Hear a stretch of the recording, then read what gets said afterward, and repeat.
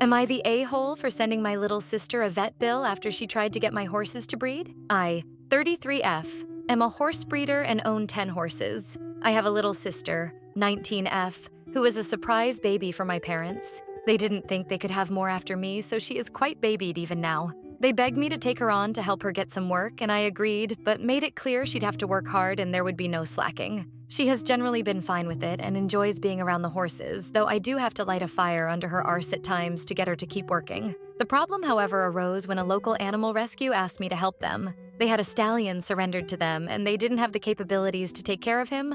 I had room, so agreed to take him. I've also arranged a full genetic testing on him to ensure he's all right, as it seems like he was gotten through backyard breeders. I've also made an appointment to have him gelded, as I don't know enough about him to risk him not being gelded. He has his own paddock and is kept in a separate stable than my own horses just to be safe. I'm slowly socializing him, but I'm taking no risks. I've been letting my sister sit in on my breeding planning for 2025, and my main stars are going to be Dante and Willow. They've had 4 successful and healthy foals who are going to go into dressage. I know they work well together, and Willow has had a 2-year break, so she'll be ready to go again this year. The first warning bell I overlooked was that my sister asked about the new stallion and when I'd be breeding him. I explained he'd not be bred as there was too many unknowns. I don't know his health, and I don't have a good enough grasp of his temperament. She protested that he was pretty, though. Prettier than Dante, and I explained there was more to this than looks. I thought she'd understood and didn't think further on this. Yesterday, an emergency came up and I had to leave my sister alone for an hour. I told her she could take an hour break.